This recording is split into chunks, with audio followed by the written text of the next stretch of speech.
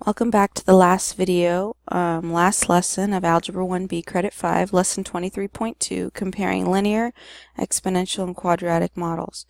So remember we learned about linear functions. They have first differences that are the same. Exponential will have ratios that are the same, and quadratics will have second differences that are the same constant.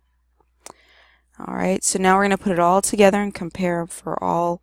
We're going to see which one is the best fit for each of our data sets. So you'll see here in our example problem, they take these list of points here and they graph this line. So it already kind of looks kind of like a U, which is a parabola, which would be quadratic. But as you can see from the data itself that all the second differences are constant, which just proves that point even further. Visually it looks like a quadratic or parabola graph, and the second differences are the same, meaning it is quadratic. So here it says the shape of the data appears to be parabolic because it curves downward and then upward, kind of like a happy face. I could also go back the other way around, by the way. And then, of course, the second differences, as I circled above, are equal as well.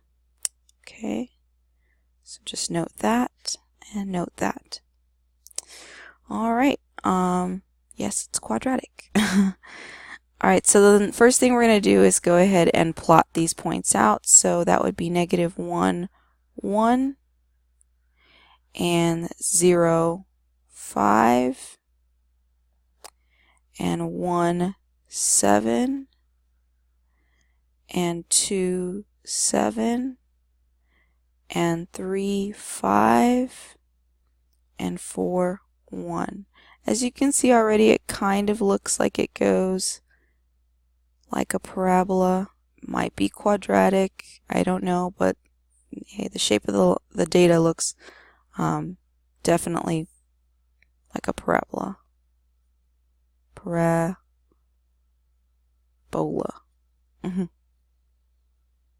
Alright, well, let's see if that's true. So the first thing I'm going to do, I know it's a very small space, let's try and fit these numbers in. We're going to find our first differences, which is 5 and 1. And we'll also use those same numbers to find our ratio. So 5 divided by 1. 7 and 5. 7 divided by 5. 7 and 7. 7 divided by 7. 5 and 7. 5 divided by 7. 1 and 5. And 1 divided by 5. So go ahead and compute each one of these out before I show you the answers. And we should have gotten these results. So as we're looking at each of these column and numbers, it doesn't look like either of them are constant. Let's see if the second differences work out. So I'm going to use these numbers here that are in yellow as my second differences numbers.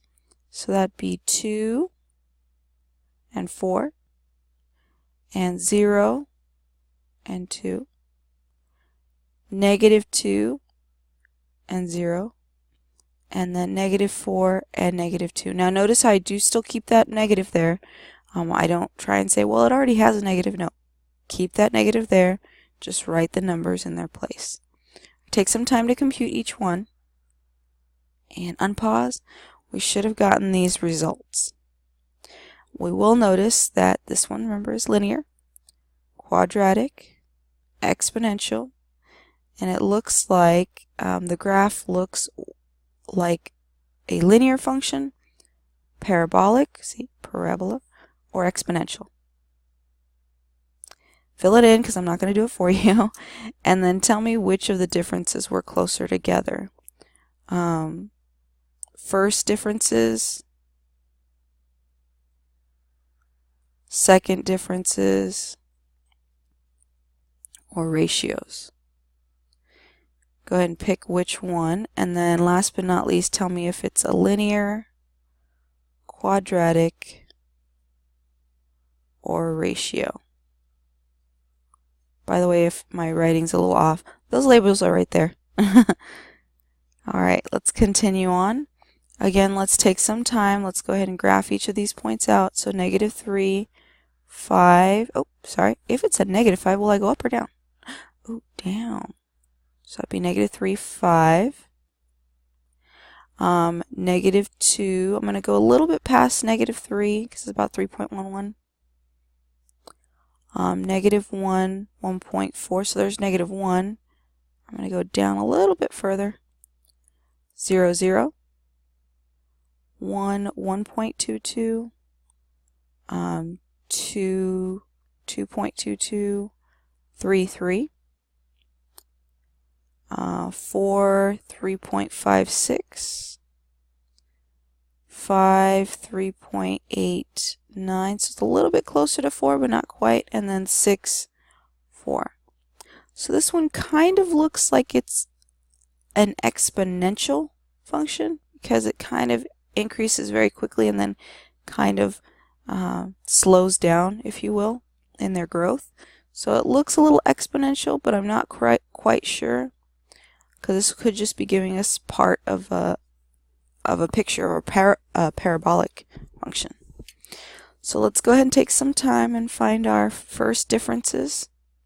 So here you'll notice that I'll put -3.1 first, and then minus a -5, 1.44 first, minus a -3.1. And take some time to do these on your own, but I'm going to show you what these look like. And you'll notice here for ratios, I'm going to use the exact same numbers. The only difference is I'm going to divide. Okay.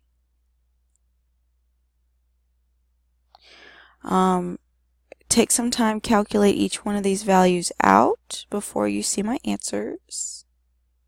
And unpause, you should have gotten these results. So we know for sure it's not going to be linear because none of these values seem to be the same or even close together. Ratio, as we look at some of these, maybe it's not ratio, maybe it's not exponential. I wonder. Well, let's find the second differences next. So we'll use these yellow numbers here. 1.67, take away 1.89. 1.44, take away the number before it. 1.22, take away the number before that. And so on and so forth. And if we compute all of these out, let's see what we get. So this right here is about 0.22 negative 0.23. Ooh, it looks like it's not exponential. It looks like this actually might be part of a larger picture, and that sometimes happens because if I drew a parabola, but let's say I only gave you a snapshot, and I only gave you this part that you could see, you couldn't see the rest, you might be led to believe to think it's exponential, but it's really quadratic because we're only seeing a part of that picture. So again, just a reminder, linear, quadratic, exponential. So here, tell me if the graph looks linear, parabolic, or exponential. It looks like it's going to look parabolic. And then tell me which ones are closer together. First differences, second differences, or ratios. Alright, moving right along. We see another problem. Now here they don't give us our x and fx values in the box, so we have to kind of copy them down from this table. So that would be 10 and 21.2. In fact, let's see if, yes, I did write them in, so I'm not going to write them in again. And then 20 and 24.2. So let's list those in. After we list those in, we're going to start graphing these. So that'd be 10, about 21.2, which would be about there. 24.2, somewhere about theirs. For 30, 30.8, 40, 32, 32 and some change. 50, 32.8, so a little higher. 60 and 32.8, 33, sorry, a little bit lower. 70 and 31.4, so 70 and 31.4, and 80, 30, that one's a little bit easier. So already right now it looks like it's going to be quadratic, but we're going to find out, because it kind of looks like a parabola, but we're going to find out. So on here we're going to go ahead and write in our first differences, and we use those exact same numbers for ratios, so that would be, oh, it looks like I actually didn't write that in, so let me go ahead and start this off. Oh, sorry about that. So that would be 24.2, take away 21.2. I'm going to use these exact same numbers over here. 30.8,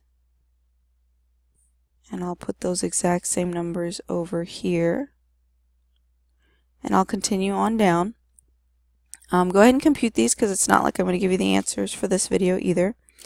But once you find the differences here, you're going to use those for this column here to verify if the first differences, second differences, or ratios are constant.